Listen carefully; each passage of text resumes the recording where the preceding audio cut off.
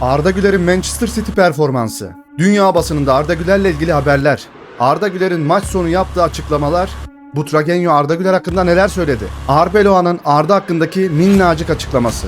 Hepsi ve daha fazlası bu videoda olacak. Hazırsanız başlayalım. Arda Güler bu sezon neler yapmış? Şampiyonlar Ligi'nde en çok şans yaratan oyuncu. Şampiyonlar Ligi'nde asist krallığında ikinci. Dün attığı 4-5 tane asistlik paslar gol olsaydı açık ara farkla asist krallığında devam edecekti. La Liga'da da asist krallığında devam edecekti. Bunu daha önce başaran tek isim var.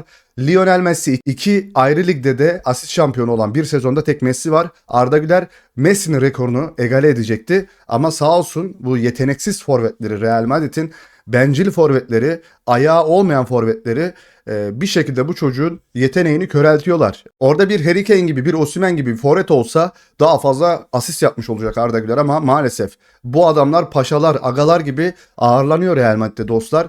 Bu kadar yeteneksiz olmalarına rağmen 90 dakika kalıyorlar. Sol bek oynayarak, Arda Manchester City maçında sol bek oynadı. Sol bek oynayarak maçı nasıl yönettin be kral? Sol bek oynayarak Real Madrid'in nasıl beyni oldun? Kral. İnanılmaz bir performans. Maşallah diyorum ama hala da söylüyorum. Sen kimsin Arda'ya söylüyorsun, Arda'ya akıl veriyorsun. Ben 12 yıl boyunca arkadaşlar lisans olarak futbol oynadım. Şu anda Trabzonspor'da antrenörlük yapıyorum. Göbekli dayılar gibi oturup buradan boş boş yorum yapmıyorum arkadaşlar. Futboldan anladığımı düşünüyorum. La Liga'da en çok şans yaratan oyuncu. La Liga'da asist krallığında yine ikinci sıraya geriledi arkadaşlar. Umarım orada da hem oynadığı bölgeden dolayı hem de ilerideki oyuncuların yeteneksizliğinden dolayı iki liderlikten de iki asist krallığından da olmaz. 62. dakika Vinicius Junior iyi bir koşu yaptı ama doğrudan Donnarumma'ya çarptı. Yine Arda Güler'den inanılmaz bir pas. Burada öyle bir kesme pas attı ki top gitti. Vini'nin önüne düştü. Vini'nin koşmasına gerek kalmadı. Öyle pas atıyor Arda Güler. Ama bu yeteneksiz herif buradan solundan atıyor, sağından geçmeye çalışıyor, kendisini yere atıyor. Top buradan geçmiş aslında çarpmadan, kendini yere atmadan, hakemi insanları aldatmadan devam etsen boş kaleye topu göndereceksin ama nerede sende o akıl? Arda Güler bir tane de şuradan bir pas atıyor buna. Bacak arasından ters ayağıyla, rakibin bacak arasından. Vinicius Junior'un IQ'su yetmiyor arkadaşlar o topa yetişmeye, koşmaya. Orada da güzel bir pas atmıştı. Heba oluyor hepsi. Arda Güler bu sezon UEFA Şampiyonlar Ligi'nde en çok gol pozisyonu yaratan oyuncu, 30 tane gol pozisyonu yaratmış. La Liga'dan bahsetmiyorum arkadaşlar. Kral Kupası'ndan bahsetmiyorum. Şampiyonlar Ligi'nde futbolun en büyük sahnesi, en büyük organizasyonu Şampiyonlar Ligi'nde 30 tane gol pozisyonu yaratmayla süperstar arkadaşlar Arda Güler birinci sırada. Arda Güler'in muhteşem performansı, rahatlıkla 4-5 asist yapabilirdi. Ne performans ama heba alıyor. Vallahi çocuk heba alıyor ya, garip. Donnarumma, Vinicius Junior bir şampiyon. Herkes tarafından sevilmeli. İki harika maç çıkarttı. Ben öyle düşünmüyorum. Tamamen Real Madrid'in marka değerini düşüren bir herif. Neden öyle diyorum? Sürekli rakip takım taraftarlarını kışkırtan bir adamsın. Ağlama işareti yapması falan, formayı göstermesi, bir şeyler yapması, garip garip sevinçleri neden sadece bu adama ırkçılık yapıldığını gösteriyor arkadaşlar. Neden söylüyorum Tchouaméni'ye, Kamavinga'ya, neden Doku'ya ırkçılık yapılmıyor da sana yapılıyor? Sende bir sorun olduğunu düşünüyorum. Aksini düşünenle de tartışmıyorum bu konuyu. Arda Güler Instagram üzerinden yol uzun ve biz Real Madrid'iz demiş. Arda Güler sen Real Madrid olma, sen Arda Güler ol çünkü bunların hepsi kendi için oynuyor. Şut dene, şut dene aslanım. Lütfen şut dene, bulduğun yerden dene. Yalvarırım dene yani. Evet, Arda ile ilgili soru geliyor Arbeloa'ya. Bu akşam Arda Güler'in performansından bahsedebilir misiniz? Güzel soru. City'nin özellikle ilk 15 dakikada çok agresif bir şekilde baskı yapacağını biliyorduk. Ve bu süre zarfında bazı fırsatlar yarattılar. Topu biraz daha iyi tutmamız gerekiyordu. Ancak bu tür maçlarda özellikle de bu seviyede henüz deneyim kazanan genç oyuncularla bu her zaman kolay olmuyor.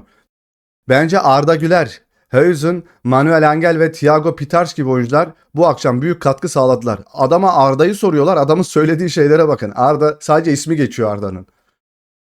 Özellikle Arda kişiliğini gösterdi, topu istedi, cesurca oynadı. Ve bu tür bir oyunun ritmini anlayan bir oyuncu gibi göründü gibi. Bu kadar yoğun bir rakibe karşı çok önemli. Beni en çok mutlu eden şey bu genç ama aynı zamanda cesur bir kadro olması.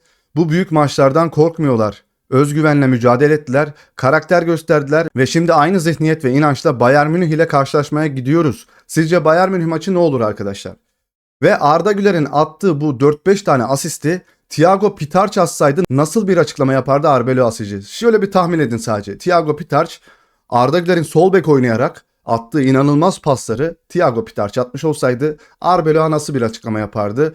Şu isimlerden bahseder miydi? Thiago Pitars Arda gibi oynuyor olsaydı. Çok garip.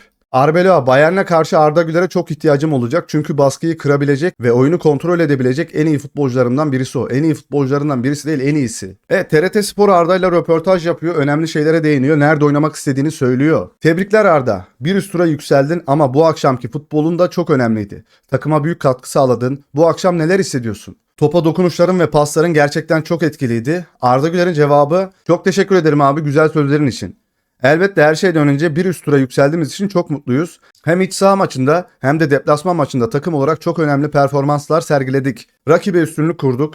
Kendi oyunumuzu oynadık ve kazandık. Bu kupayı kazanmak istiyoruz. Hedefimiz bu. İnanılmaz bir gol attın Elche'ye karşı. O atılan golden bahsediliyor. İspanyol meslektaşlarımızla konuşuyorduk ve Arbeloa'ya da sordum. Bu tür bir şeyi 3. kez denedin değil mi? Ne hissettin? Artık buna imza hareketin diyebilir miyiz? Arda Güler'in cevabı. Evet abi, bazen o bölgelerden denemeyi seviyorum. Topu aldığımda kalecinin kalesinden çıktığını gördüm. Çünkü bazen 6 veya 8 numara olarak oynuyorum. Şikayeti burada başlıyor. Bu durumları daha geriden okuyabiliyorum. O anda kendi şansımı yarattım. Madem ileri gidemiyorum oradan vurayım dedi. Böyle bir gol attığım için çok mutluyum demiş Arda. Avrupa'nın en iyi 5 ligine baktığımızda en çok asist ve pozisyon yaratan oyuncular arasındasınız. Takımdaki rolünüz giderek artıyor. Nasıl hissediyorsunuz? Özellikle Bernabéu'daki maçlarda gerçek bir liderlik sergilediniz. Arda Güler ne diyor? Orta sahada oynadığımda kendimi çok iyi hissediyorum. Çünkü oyuna çok daha fazla dahil olabiliyorum. Daha geriye çekilebiliyor, topu alabiliyor ve oyun kurmaya yardımcı olabiliyorum. Bu olduğunda daha fazla pozisyon yaratabiliyorum ama 10 numara olarak oynamayı da seviyorum. Çünkü orada daha fazla asist ve gol katkısı sağlayabiliyorum. İşte sorun burada bak. O da biliyor sorunu. Teknik direktör benden ne beklerse beklesin, elimden gelenin en iyisini yapmaya çalışıyorum. Teknik direktör maçlarda sizden tam olarak ne bekliyor? Soru bu. Arda Güler de diyor ki bugün daha çok orta sahada oynayabilirdim ama bazen Fran Garcia'yı kanatlara gönderdim ve kendim daha geriye çekildim. Sol bek oynadı dedim, aynen kendisi ağzıyla söylemiş. Orada topu almamı ve oyunu organize etmeme yardımcı olmamı istedi. Sanırım şükürler olsun bunu iyi yaptım demiş. Maçtan sonra soyunma odasında atmosfer nasıldı? Arda Güler'in cevabı, bence hem topa hakimiyetimizde hem de savunmada oyuna damgasını vurduk. Rakibin fazla pozisyon yaratmasına izin vermedik. Bence hem pres yapmada hem de oyun kurmada teknik direktörün bizden beklediklerini yerine getirdik. Bu yüzden çok mutluyuz demiş Arda Güler'in TRT Spor'u yaptığı açıklama. Evet, Butragenio'ya bir soru. Sizce Arda Güler dünya çapında bir oyuncu haline geldi mi yoksa daha zamana ihtiyacı var mı? Butragenio diyor ki Arda takımımızda önemli bir rol oynuyor. Çok yetenekli bir oyuncu ve giderek daha fazla tecrübe kazanıyor. Özellikle kontra ataklarda ona çok güveniyoruz. Çok zeki ve becerikli bir futbolcu. Brahim muhteşemdi demiş Arbeloa. Neresi muhteşemdi abi, garip ya, çok garip. Mbappe'nin yerini doldurmak kolay değil, o inanılmaz bir iş çıkarttı. Hem savunmada hem de hücumda ondan istediğimiz her şeyi yaptı demiş. Arda Güler'in City maçı performansı, buradaki veriler bence eksik. 73 dakika oynuyor, 70 kez topa dokunuyor. 60'ta 53 pas tamamlıyor. 6 son 3. bölgeye pas. 2 tane kilit pas, asla katılmıyorum. 2 tane gol fırsatı yaratma, katiyen katılmıyorum. 8 tane uzun top, 3 tane orta, 1 şut, o da free kick. 1 dribbling, 1 top uzaklaştırma, 3 ikili mücadele kazanma, 4 top kazanma, 7.3 ratingle oynamıştı. Arda Güler'in bize gösterdiği isabetlilik müsabakası gibi de okuyabiliriz burayı. Yaptığı derin ortalar City'nin savunmasını kolaylıkla aşıyor. Ancak Vini bitiricilik konusunda çok dağınık bir performans sergiliyor. Helal olsun ya, yabancı sayfalar yazıyor bunu. Arda Güler, işte görmek istediğimiz şey bu. Denizde kaybolmuş bir fikir. Gözden kaçmış gibi geldi ama bence Arda Güler'in dün gece Manchester City'ye karşı yine harika bir performans sergiledi. Gözümüzün önünde gerçekten de üst düzey bir oyuncuya dönüşüyor ve son zamanlarda yaptıklarından dolayı onu takdir etmeliyiz yabancı yorumlar. Arda Güler'in nihayet yeteneğinin ve potansiyelinin tüm boyutlarını gösteren maç City maçı. Bana kalırsa Türk Prensi'nin en iyi bestesi işte bu. Gol veya asist yok ama oyun kurucu rolünde ne muhteşem bir performans. Pas verme, oyun görüşü açısından gerçek bir okçu. Topa hakimiyeti mükemmel ve baskı altında panik yapmıyor. Aksine teknik olarak üstün olduğunu da gösterdi. Mükemmel çalışma temposu ve böylesine büyük bir maç için gerekli yoğunluğu sağlıyor. Kısacası Türk oyuncu uzun zamandır ondan beklediğim performansı sergiledi. Çünkü evet, son derece yetenekli ama oyunun kontrolünü daha sık ele alması gerekiyor. Bundan sonra neler olacağını merakla bekliyorum. Denizde kaybolmuş bir fikir. Bu akşamki maçın en iyi oyuncusu kimdi diye söylemiştik. İkinci golü atmasaydı Arda Güler'e verilecekti ödül ama ödülü alan burada arkadaşlar. Garip bir adam. Rio Ferdinand Arda Güler'in golü hakkında bundan daha iyi bir uzaktan şut görmedim. Bu çocuk büyük bir yetenek. Rio Ferdinand adamdır. Kenan Yıldız'ın bu yıl şu ana kadar performansı ayakta alkışlanır.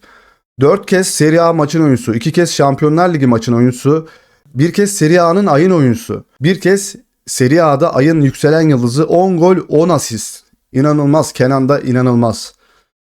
İspanyol muhabirlere soruluyor soru. Arda Güler'in La Liga'da yaklaşık 70 metreden attığı gol futbol dünyasında gündemi koruyor. Özellikle İspanyol basın mensupları milli futbolcudan övgü dolu sözlerle bahsetti. Milli futbolcumuzun sıra dışı bir gol attığı, izleyenleri şaşırttığı ve eski futbol yıldızlarını anımsattığı yorumları geldi. Senegal, Brahim Diaz'ın penaltısı öncesi sahadan çekildiği için 3-0 hükmen mağlup sayıldı ve kupayı aldılar ellerinden. Fas'a verdiler kupayı. Çok garip bir haber. Neden bu kadar beklenildi bunun için? Çok garip gerçekten, orada da bir operasyon çekilmiş.